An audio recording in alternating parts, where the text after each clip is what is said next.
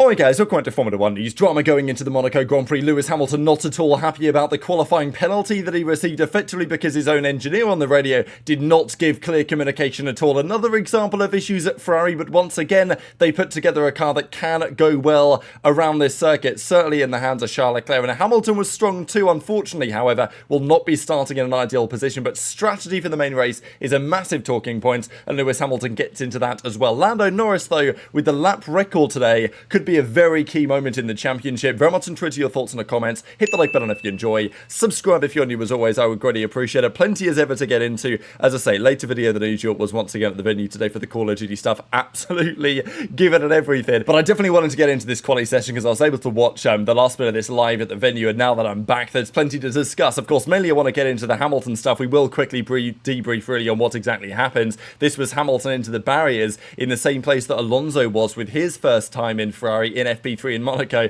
Now, they did manage to put the car back together. Took quite a lot of changes, but it wasn't, dramatically damaged. But of course, it was a bit of a problem because, for Hamilton, it's always going to damage your confidence just a little bit. Like, when a moment like that happens, you're always going to end up losing probably a tenth and a half just in confidence, just to make sure that you get it around the lap after a moment like that. But, after the FP3 session, Leclerc, again, stuck it fastest with a 1:10.9. He was like 3/10 up. Now, not everyone really got a great fast lap in at the ends, but Verstappen was there, the two McLarens were there, and it was pretty much all to play for going into qualifying. The two cars that weren't there, though, were the Mercedes.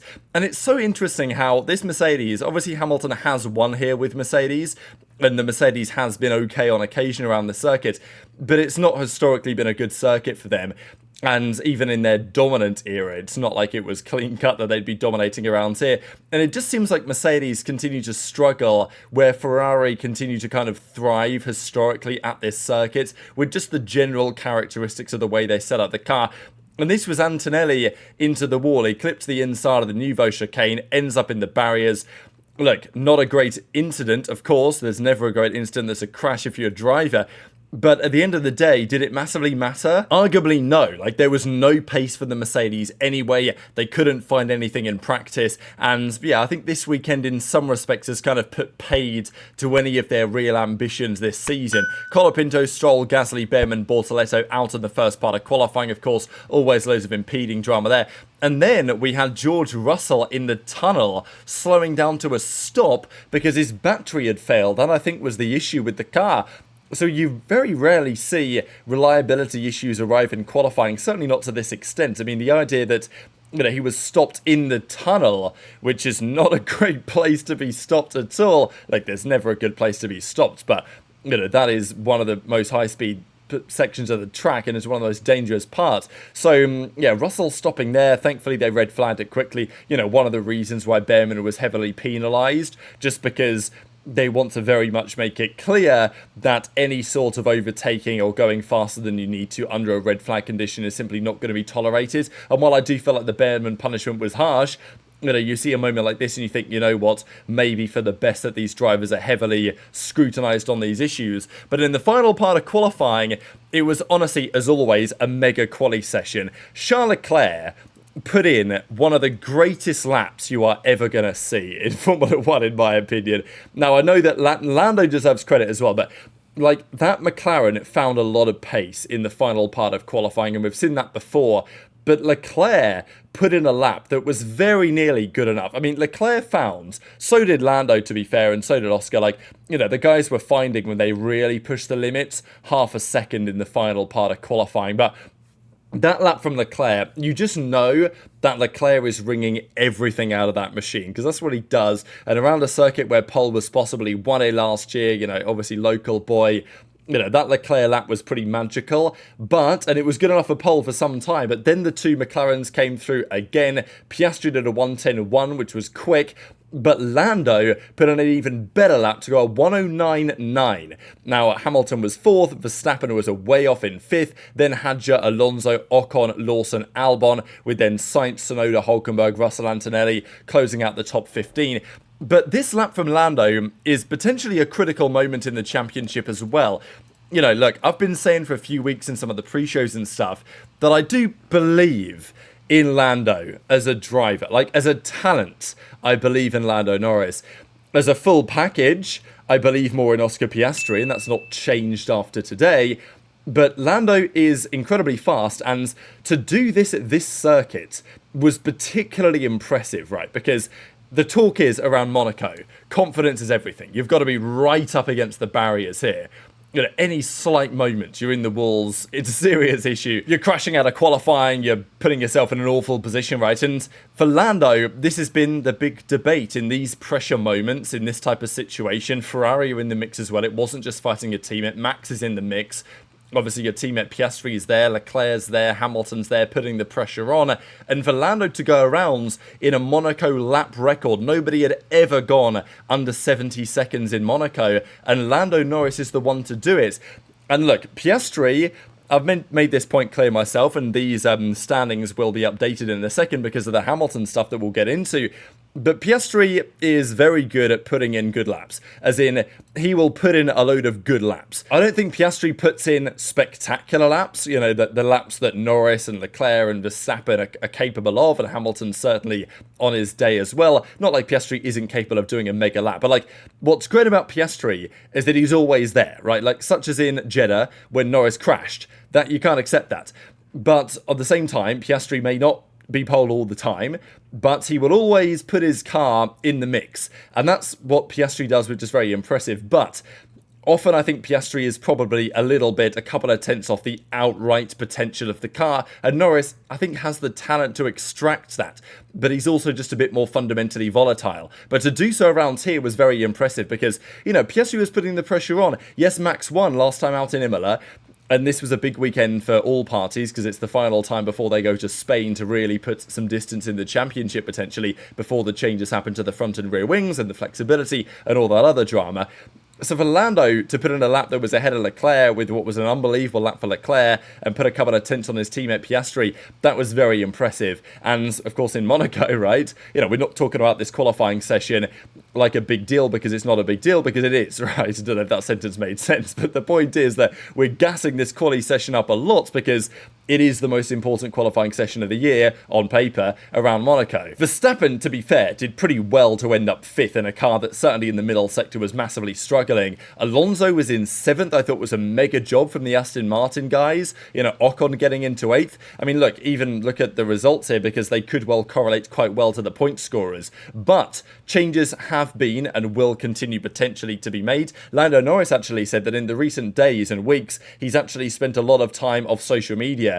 And he thinks that it's helped his mental, right, his performance. And he says there's lots of factors that add up to a day like today. But the big drama during qualifying, really, was around Lewis Hamilton and this impeding incident that he had against Mr. Max Verstappen. Now, he got a 3-place pen for this, which around, as I say, around Monaco, P4 to P7 is a massively big deal. Look, it's still running in the points, but it's far from where you want to be starting the Grand Prix. Now, this was the moment. Verstappen's coming up towards the end of the run up to the top of the hill, and Hamilton just gets in his way going round the fast left-hander. Now, on paper, this looks like Hamilton's fault, but of course, like usual, it's about what you hear on the radio. So Hamilton was told a couple of very interesting things by his engineer. He was initially told, Verstappen pushing, he's 3 seconds behind you. So Hamilton was hugging the left, getting off the racing line, and allowing Verstappen to take this part of the track nice and toasty, which is what he went on to do. But of course, Hamilton was in the way, and that's because his engineer then told him, okay, no, sorry, he's actually slowing down now behind, watch your mirrors. At which point Hamilton was then, you know, believing, okay, Verstappen's now on the slow lap, that's fine, and I'll just carry on with my day, of course, running then Verstappen almost into the back of him. So this was, again, a major issue, and this would be a major issue anywhere, but certainly at Monaco, it doesn't get much worse. So Verstappen says, you know, massive impeding, which of course, look, it was, and it was a justifiable penalty. That's not going to change. But the debate is around how this discussion was really had. So Adami told him, Verstappen pushing 3 seconds, sorry, he's slowing down. And then, you know, says, watch your mirrors, slowing down behind and all this. So how did this happen? Now, there was a couple of technical issues that apparently caused this to occur. But again, it's another example of Ferrari's communication being certainly suboptimal, to say the very least.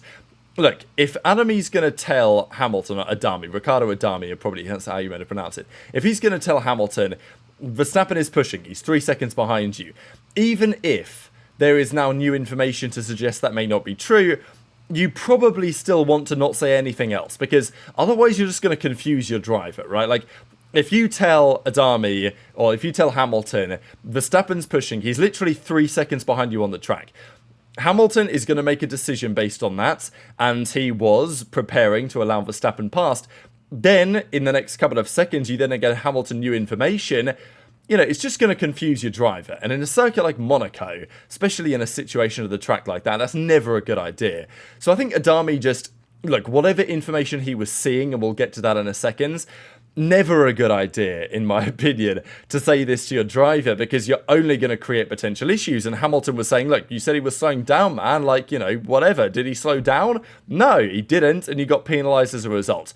3-place penalty. This, look, who knows? Maybe at the end of the season, we look at Verstappen wins the championship by a point, and his P5 instead of P4 in qualifying here was the deciding factor. Who knows? Hadjar's in 5th. Alonso up into 6th, which is a good result. And, you know, look, Max is well positioned potentially if strategy goes their way. And let's be real, is there any team that I would trust more tomorrow than Red Bull to get it right in terms of strategy in this weird guaranteed 2-stop dynamic? Honestly, probably not. So, you know, a Verstappen podium is now very much so on the cards, thanks to Ferrari, fundamentally. So Verstappen understandably said, look, it's not Hamilton's fault. I talked to him about it. It was obviously the team's mistake. So, you know, it is what it is. And, you know, Max went on to kind of describe and says, yeah, it's obviously going to be a penalty based on the history of things. But, yeah, it's not Lewis's fault. It can happen. It's on the team. Pretty funny, though, that Lance Stroll also got a 3-place pen for impeding Gasly. And because he started P19, he goes from P19 to what would be P20. Well, okay, it would be P22 if we were next year with 11 teams on the grid. But of course, you can't go to P22 now, you go to P20. But of course, Ollie Behrman has a 10-place penalty, which is going to put him further behind again. So, yeah, Stroll is going to start P19 in the Grand Prix regardless. But apparently, there was some issue with the data that Ferrari were receiving. And on the computer screen, it said that Max was on a fast lap, and then that information disappeared. So then, despite seeing Verstappen fly up the hill, you know, his engineer then told him, okay, no, actually, it looks like he's not on a fast lap anymore.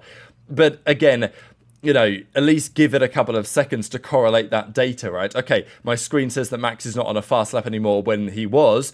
And it would be pretty rare for a driver to abort coming up that section of the lap. Like, there's certain sections, you know, let's say you mess up the Nouveau chicane coming out of the tunnel. That's the type of thing you might end up aborting the lap over, right? So if you're flying up the hill towards the casino, it's pretty unlikely you're aborting the lap there. Like, unless you messed up the first corner. But if you messed up the first corner, you're probably in the wall. Like, or you know what I'm saying, right? So the idea that his engineer saw, okay, he's not on a fast lap anymore, but it's like, well, would he slow down in that part of the track? Pretty unlikely. It's kind of rare that you abort laps there. And then, you know, could you not consult with the actual track map you've got to see, oh no, Verstappen is still going quick?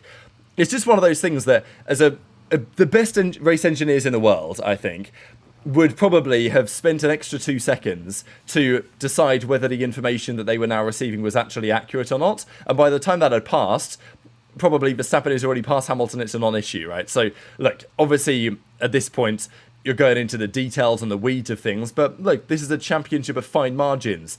And this is the type of thing that Hamilton will be thinking about because, look, this year it's not a championship challenge, but next year it should be. That's certainly the intention for Ferrari. And Hamilton has said multiple times that this year's about learning and preparation and making sure the team is well equipped. This is the type of elements that the top teams do on a less frequent basis than Ferrari do.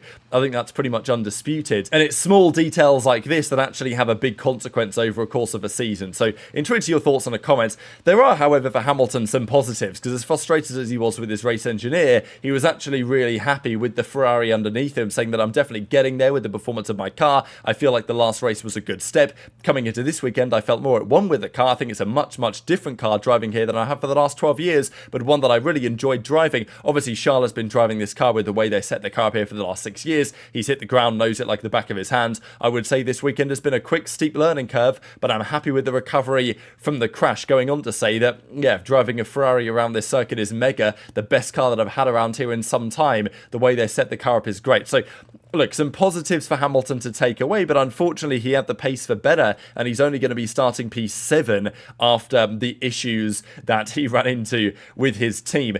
Just one quick note before we look at the final grid and some of the implications for the race tomorrow, that apparently even during this session, there was enough evidence to suggest that the SF25, even with Leclerc, is about 1/10 of a second off, but apparently it's still true, based on the data, that even on a circuit where they're going well, the rear suspension is not where they want it to be, and the suspension change is indeed still necessary. So, yeah, it's expected that this gap that they currently have will be expanded over the coming races, one would imagine. But Hamilton is discussing, in this pretty funny quote, the strategy for the race. So last year, there was obviously safety car early on, everyone changed tyres, like red flag, safety car, whatever. They changed tyres, they just went to the end of the Grand Prix, right? That was GG. This year, it's a guaranteed two-stop. Now, I know Brundle has talked about this and others have talked about whether it should be, maybe one of the pit stops should be mandated in the first half of the race, one of the pit stops mandated in the second half. I don't know, because you are going to get some crazy stuff tomorrow. I would say there will be multiple teams that pit one of their drivers on the very, very first lap of the race, because it's a mandatory two-stop. You've got to have 3 different sets of tyres, including at least 2 different compounds of tyres. Rain, it doesn't seem like it's going to happen, so that's not going to throw a spanner in the works either. But what do you do, right? If you're a team, do you pit lap 1? Because you've got 2 mandatory stops, but, I mean, 1 set of the hard tyres can probably do you the whole race. So, you don't need to stop, but, of course, you are forced to. Then do you, climb up to the back of the pack, drive around for a little bit. When the front runners then pit, you then will jump ahead of them. And then what do? You hope for a safety car, maybe, to sort out the race in the second side. Then you box again.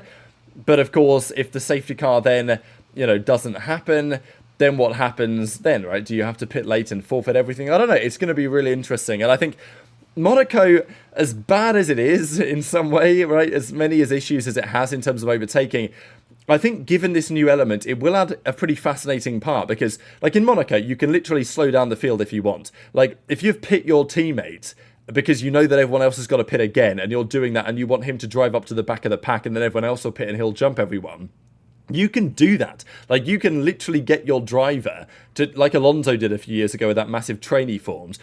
You can pretty much just tell your driver, look, slow the guys down to the tune of 3-4 seconds a lap. Like, you can drive seconds a lap off the pace and not get past. Like, that's how it is in Monaco. And that is, on some sense, terrible. But from a strategic perspective tomorrow, it's pretty fascinating, actually, what these teams might come up with. So, look, Lando's on pole, Charles is second, Piastri's third, Max is fourth, Hamilton's down in 7th. But I wouldn't say by any means this is a foregone conclusion, right? It's impressive what Oscar did and what Lando did and what Charles did for sure to get it where they did. But yeah, converting this race tomorrow, I think, is going to be a bit of a challenge. You are going to have some teams further down the grid trying to throw spanners in the works to get some points, and maybe some serious points at that. So very much intrigued to your thoughts. I think one final thing I'll say is, I know some people will suggest, well, what if you just pit twice, lap 1, lap 2, come out of the back, but then you never have to pit again and you can take your hard tyres to the end of the Grand Prix, 76 laps. Maybe. The issue is, if you were to pit twice, you would likely be in the zone of getting blue flags, right? Because the leader will be right up your ass, effectively. And, that could be an issue, right? So maybe it could even be a thing for some of the front runners. I mean, maybe it's, if you're near the front, it might be something you risk. Like if you're Isaac Hadjar, maybe. But even then, there's good points on the board there. I think there's some teams that would have to think about it, but enjoy to your thoughts in the comments. Hit the like button if you enjoyed. Subscribe if you're new. Take care. And I'll see you next time.